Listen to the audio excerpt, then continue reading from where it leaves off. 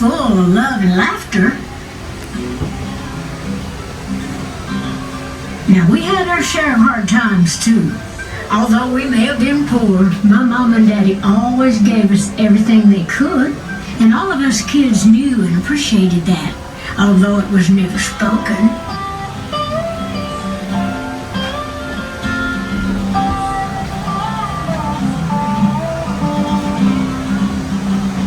If there was one thing about being poor, it's that it makes a person more creative.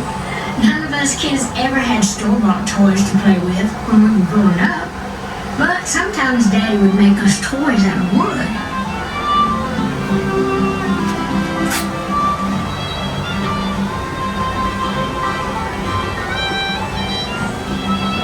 And Mama made us things too. Once she made me a little doll out of a corn cob.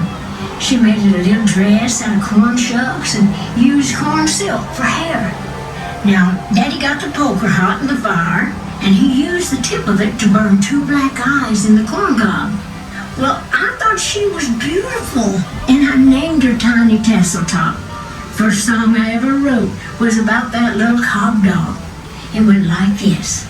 Little tiny tassel top, I love you an awful lot. Corn silk hair and big brown eyes, how you make me smile. Little tiny tassel top, you're the onlyest friend I got. Hope you never go away, I want you to stay. Well, what'd you expect? I was just a little kid.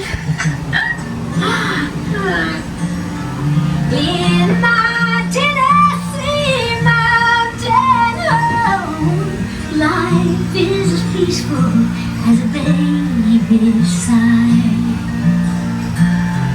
In my Tennessee mountain home, crickets sing in the fields nearby.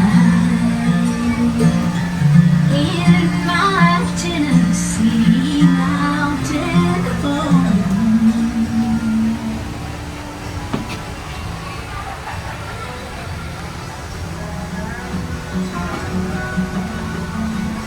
When she made something out of patchwork, she'd try to find scraps big enough and close enough as possible that it wouldn't seem so obvious. But she knew me and my personality, so she made that coat out of the brightest, most different colors she could find. I knew she was making it just for me, so I watched her almost the whole time. Well, you can imagine how much work it took. I watched how she folded every edge of every little piece under and sewed it with close stitches so there wouldn't be any ragged edges. And then she told me the story from the Bible about Joseph and the coat of many colors. Joseph's coat was given to him as a sign that he was loved and special. And that's how I felt while Mama was making mine. I remember the night Mama finished it. The coat was so beautiful, and I wore it around the house, dancing around till Mama made me take it off. I couldn't wait to wear my coat to school the very next day.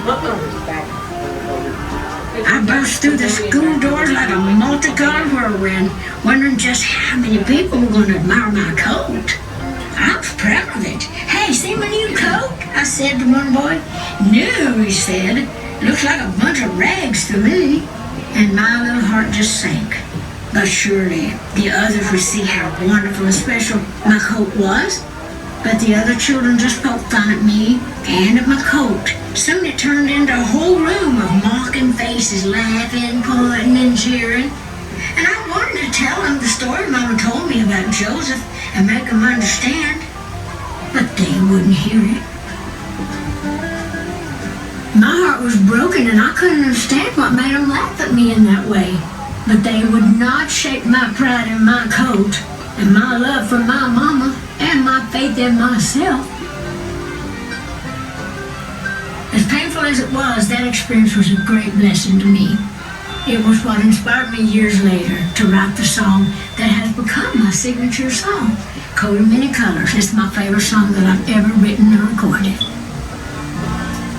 They didn't understand it and I tried to make them see. It's the heart of the home? Well, that's the truth. Wow.